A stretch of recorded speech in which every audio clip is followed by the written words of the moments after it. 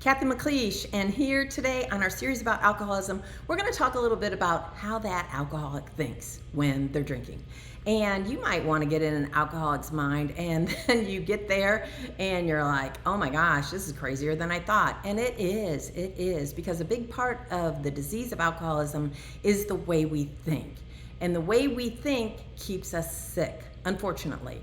So I'm Cathy McLeish. I've been away from a drink since I was 27, and that means a continuous away from a drink. Never, not one drink since I was 27. And I've always been in some kind of program where I'm working on myself. I'm helping others to, find a new way to live without alcohol, and other people are helping me constantly. So that just gives you an idea that maybe I have some information. It's kind of like time isn't as important as quality of life, but it can help you, like if you were going to go to, hire somebody at your job or at your workplace and you want to know what their experience is, you are going to feel better about putting them on your payroll if they have some experience. So here we go.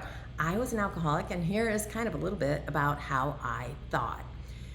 I, loved the people in my life as much as I could love the people in my life. But I don't want to disappoint anybody, but I wasn't capable of very much love or the depth of my love. It had a lot to do with what you could do for me and if you were getting in the way of what I wanted. And once I was in full-blown addiction, everybody and everything except my drink was in the way of what I wanted. And that sounds so sad, but if you can operate from knowing the truth, then you can operate a little bit more in a healthy style. So here's a great example. In my thinking, I was married, and we're talking, if you're talking back when I was 27, we're getting back into the 80s. So when I was married, we had one car. I was married to an alcoholic, and we had one car, and I was a stay-home mom.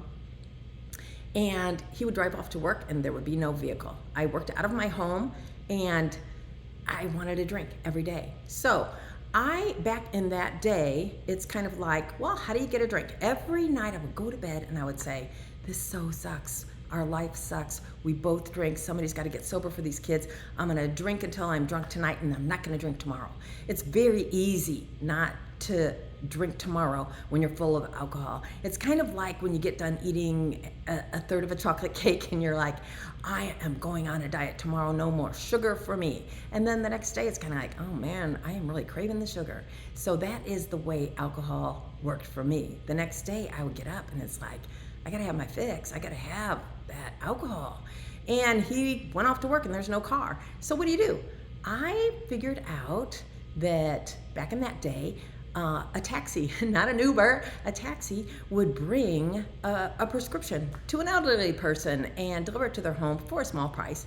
And so I'm like thinking, if they would just deliver a prescription, wouldn't they deliver a case of beer? And so I call up on that phone that is stuck to the wall, and I call up a taxi service and I explain that I'm having a party and I need this and I don't have a vehicle, and could they please save my party and bring me a case of beer? And so, it went a half an hour later and somebody pulls up in my driveway with a case of Budweiser, and I am thinking, damn, I'm smart. And so I paid a huge fee for that between the cabbie and the tip and the beer. But I could do that. Even if there wasn't money for groceries, I could do that because it was a necessity. So I do that and I'm thinking, I am pretty smart, but I'm never doing that again because that was way too expensive. But then again, the alcoholic, I want to stop, I can't stop. I want to stop, I can't stop. So it wasn't probably a week later that I'm in the same predicament. I was going to stop, and then I woke up and it's like, I can't stop today. And what do? I call the cab again and say, guess what? Here's the address. I need that case of beer. And I remember when I opened the front door in a, halfway decent neighborhood, that cabbie got out of the cab and he said, you don't have to tell me what you want, lady. I know you drink Budweiser. And he yelled it loud enough for any of my neighbors to hear. And I thought, you know what my thought was? It wasn't, I need to quit drinking. It wasn't, oh my gosh, my neighbors are gonna know I'm alcoholic. My thought was, you are not getting a freaking tip today. That was my thought. So if you want to know how an alcoholic thinks, we are not thinking in the solution. We are thinking how we can stay in the problem, because to us, it is the solution. Drinking was my solution to the way my life was going. And if you had my life, you would drink too. That was my thinking. So as I go along in my life, I am looking outside of myself and everybody else, and if things would change, then I would change. That just keeps me in the same place. And it's also kind of a protective mechanism. I found out, later on, it's like, why couldn't I see the truth about anything? And it's like, if I would have been able to see the truth, I was raised rather well. I had good values growing up. I was giving a lot of opportunities. And I was living in this lifestyle where I'm drinking alcoholically, he's drinking alcoholically. We are spending money right and left in the wrong way. Our kids are suffering. They are suffering. And I'm just thinking everything else has to change. But I feel like I couldn't see all that ugly truth because, you know what? I had no power, no tools to handle that truth. And so little by little, I was shown that truth after I put down the drink. So I wouldn't say I was a spiritual person or even a religious person, but I had been brought up in a faith. And I was very accustomed to praying for what I wanted. I wasn't, accustomed, I had been taught to work for what I wanted, but at that time in my life, I wasn't really looking to work for too much of anything. And so I would pray, God, could you please get me sober? Could you please change my life? Could you help me not to drink so that I could change my life? Could you do all these things for me? And then in my mind, I just kind of thought, if he loved me, he would do those things. And I believe, this is what I believe about prayer today. Take it or leave it.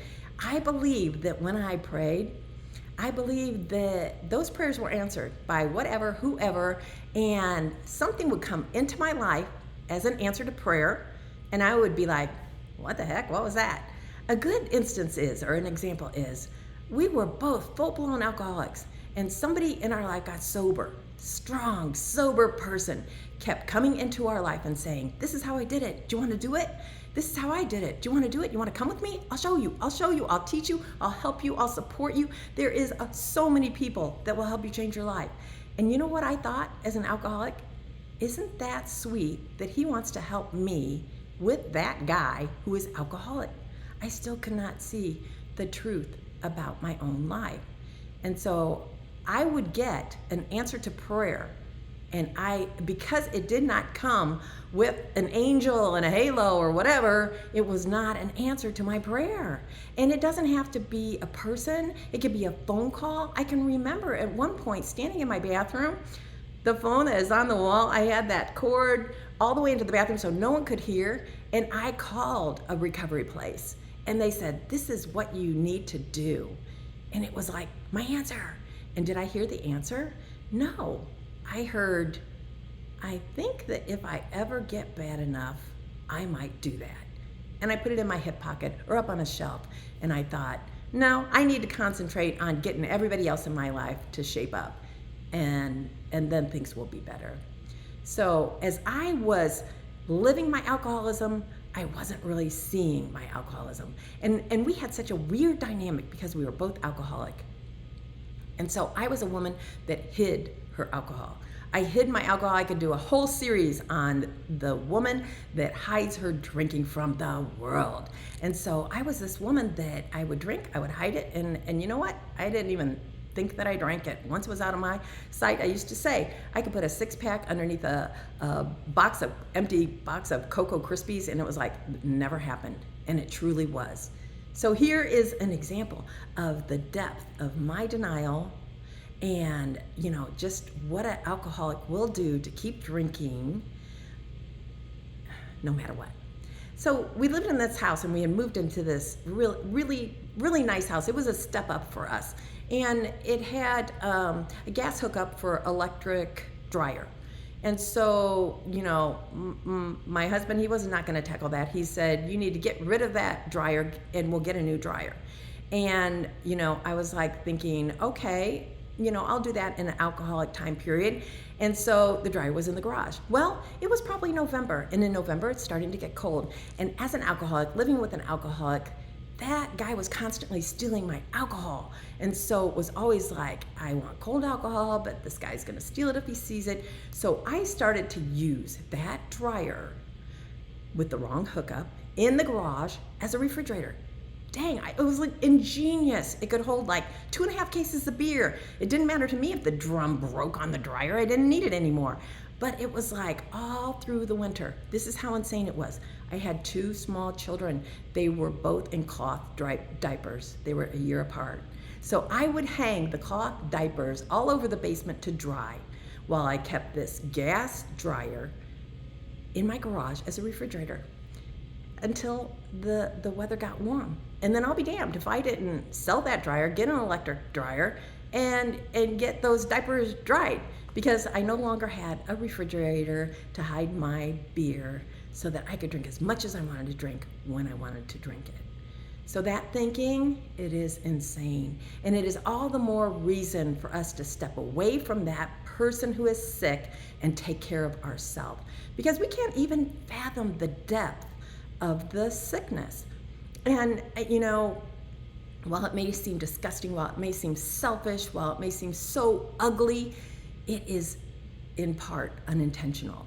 If you look up the disease of alcoholism, it is something that happens in your body that your mind will never help you with.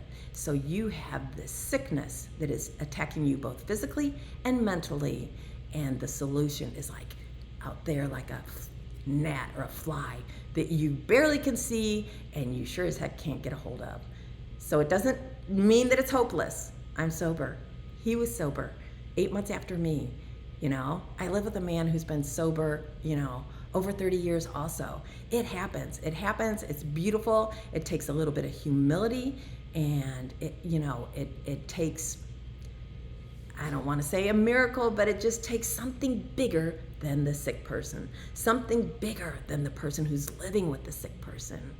So I just want to give you a little bit of insight into what we think, how you can possibly step away from us and keep yourself in some kind of sanity, because we will pull you in, and we will pull you in until you think you are crazy. And you will be like, what? Maybe I am wrong. Maybe I did do that. Maybe I am the problem.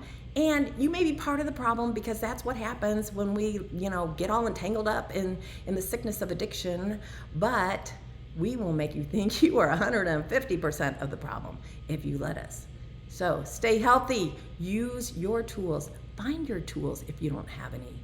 And then make decisions that, kind of like enhance or support that healthy living, whatever those decisions may be for you. Again, Cathy McLeish, subscribe, follow. If any of this helps you, you may not be an alcoholic. You may not be living with an alcoholic, but alcoholism is everywhere, either in recovery, people in recovery, or people that are still in their addiction. And there is no shame in being an alcoholic. You know what I believe, and this is just another thing you can take or leave. I think that a lot of things in my childhood affected what happened to me and the choices that I made. Okay, so it wasn't that my parents were bad. I believe my mom was raised in an alcoholic home, and she didn't even realize the impact it had on her. And we didn't have a bunch of alcohol in our home, so I surely didn't understand where it was coming from.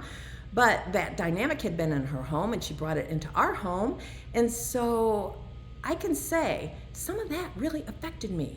And that may be the cold hard truth. But what I do with that as an adult is up to me. And if what happened to me as a child, those pieces that affected me in a negative way, if what happened to me as a child is affecting my adult life, whatever it is, I am responsible. I am responsible to take some course of action and turn that around.